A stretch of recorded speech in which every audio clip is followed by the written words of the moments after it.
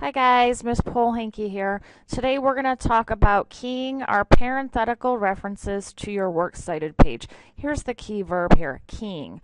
Your parenthetical references have to tie to your works cited page. The works cited page is the last page of the research paper.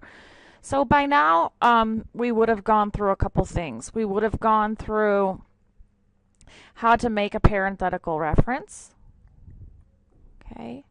We would have gone through how to, instead of a parenthetical reference, kind of introduce the source information.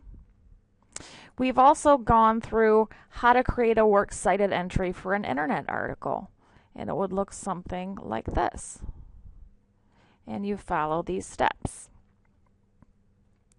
So, we're going to actually create a fake works cited page based on my sample paper. So the first thing I'm going to do is I'm going to type the words works cited. I am going to unbold it. Please take note, capital W, capital C, and don't accidentally put the word cited. Don't accidentally do that. Okay? Cited. Works cited means you've actually, the sources you put like this have actually been used somewhere in your paper. Okay, so if you have one of these, or if you have one of these right here, then that has to appear somewhere, that entry, in your works cited page. So the second thing I'm going to do is I am going to double space the whole thing. Okay, I'm going to go over here and I'm going to start typing my first entry. My first works cited entry. So it looks like it's from the parenthetical reference why animal rights. So I can tell you right now, whatever's in here better appear as the first thing here. So I'm actually going to prove to you that that's actually going to be the first thing that should appear. So let's follow our instructions. The first thing that it looks like I need is the author. Okay, so let me go to this actual article and see if there is an author. We've already determined in this article there's no author. So the next thing that I'm supposed to do, if there is no author, go to number 2. I put the title of the article followed by a period in quotation marks. So there it is. The title is Why Animal Rights. So I am going to type Why Animal Rights. See how I'm capitalizing it correctly?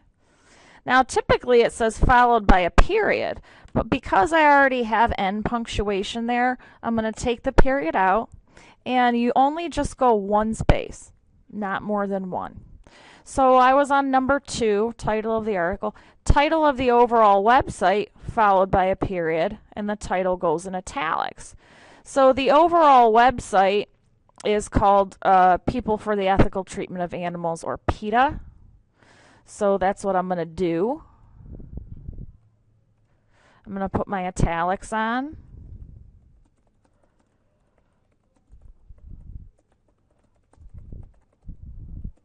Notice how I'm capitalizing every important word and the first and the last word. Hit one space, one. Okay, now what? Let's see. Title of the website. Version or edition, you'll almost never have that. Okay, so you're almost always going to go to number 5. Publisher or sponsor. This is who pays for the website to go onto the internet. And that's followed by a comma. Okay, not a period, a comma. Usually this information is found at the very, very bottom. It's usually followed by something like LTD Limited or INC Incorporated. If there's no publisher or sponsor, you put capital N, capital N, period, lowercase p, period, for no publisher. So let's see. I'm going to go to the very bottom. Yeah, it's the same people again. PETA's a nonprofit tax. It's PETA again. So I'm going to type it again. This time I'm not going to put it in italics.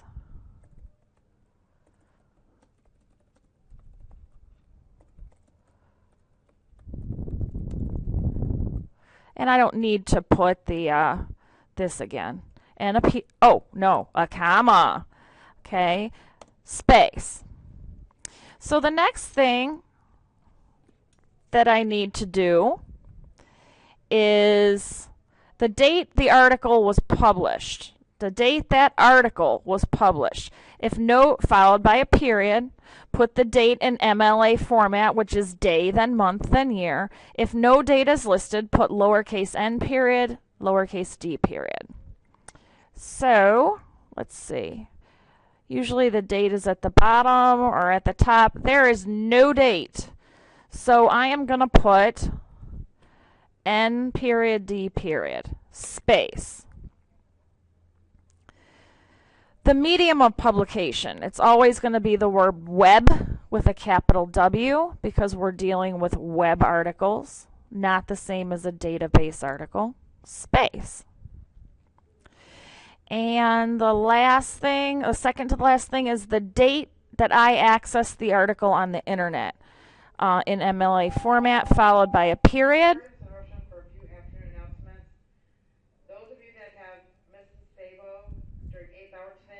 And today's date is March 31st.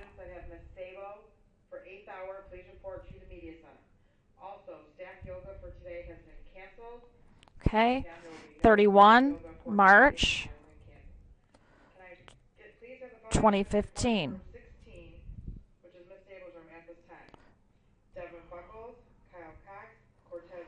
And we are going to wait for that to end.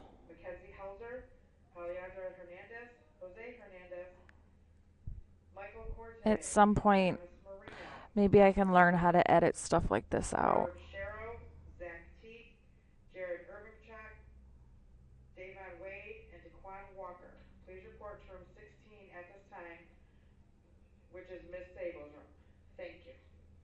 Okay. If you don't know the exact date of that you accessed on the internet, guess as best as you can, okay? So this is a works cited entry, except there's one problem. It's not reverse indented. When we regular indent, we go like that, right? 5 spaces or 1 tab. But this is a reverse indent. So we want the second line to go in 5 spaces or 1 tab. The problem is when you try and do it on your computer, it doesn't work. So what you have to do is you highlight this, what you want to move over, you cut it, and then you place your cursor where you want it to appear, and voila, it appears. Okay? So that's my first entry. Then I'm going to simply double space again, and let's go to my second entry. This one should have the word scientists compare at the very beginning of it. Get rid of that one, go to that. Okay, so the first thing I want is the author. I know I don't have an author on this article.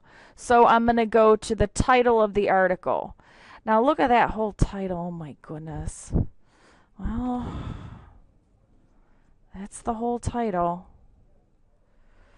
So I got to put it in there. I'm going to put it in quotes. Okay, I know this is Arial 11, so I'm going to go ahead and put that in Arial 11. I'm going to take out any bolds. Okay.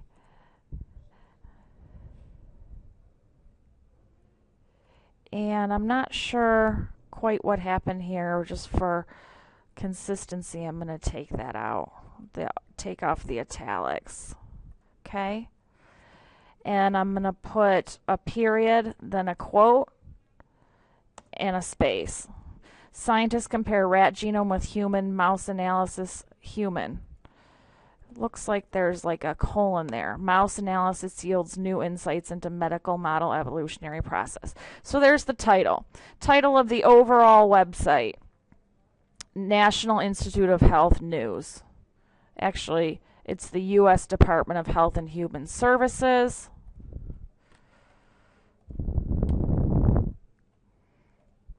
U.S. Department of Health and Human Services. NIH News, National Institute of Health.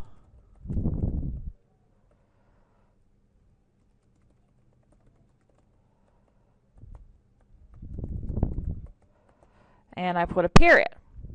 The next thing I need is the version or edition. I don't have one. Let me check.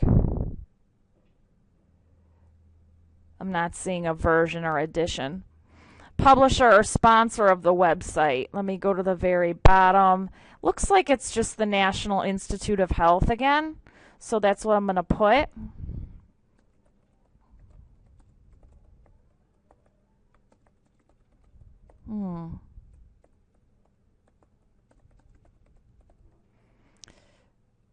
Actually a comma. And then the date of the article looks like 31st March 2004. Whoops. And then I'm going to put the word web, the date I accessed it,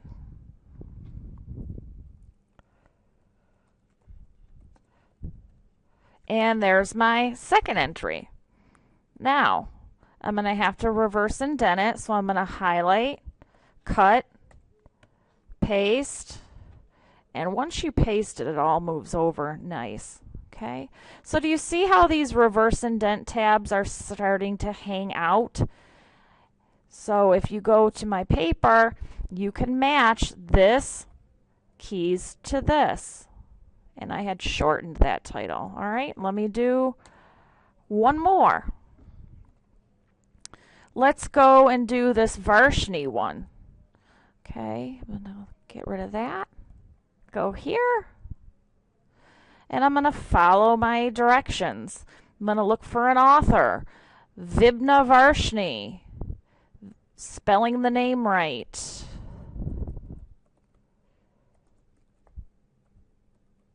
Did I spell the name right? V-I-B-H-A. V-I-B-H-A. Period. Last name, comma, first name, period, with one space. The second thing is the title. Human and pig genes match. In quotes. Human and pig genes match. Period. Quote. The next thing I want is the title of the website. Down to Earth. It says Science and Environment Online Down to Earth. In italics. Science and Environment Online Down to Earth.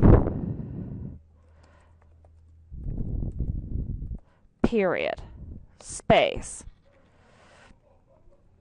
The next thing I want is the person or company who pays for it to go up on the web. I'm going to look at the very bottom for that. About Us. Sometimes it's in the About Us. Oh, here it is. Society for Environmental Communications. That's who pays for it to go on the web. Okay, and I'm going to take the italics off that. So after the publisher, I put a comma. Let's see if there's a date on this article. Ooh.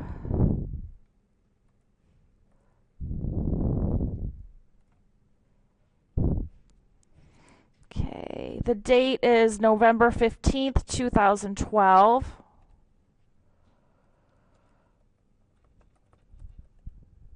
And then I put web, and then I put today's date.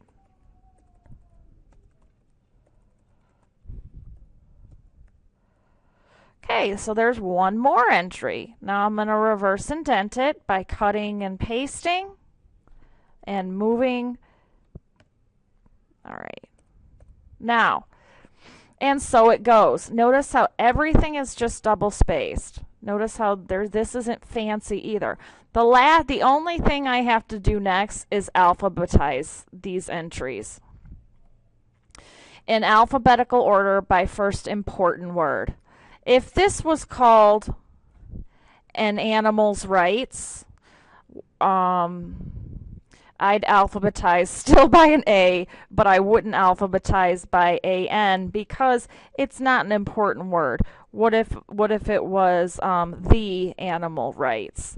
Okay, I would not alphabetize by the T in the, because the word the is not important. I would alphabetize by the first important word, which is animal. Sometimes you would see it like this. For consistency's sake, it'd be, they'd put the first word first and then move that over like that.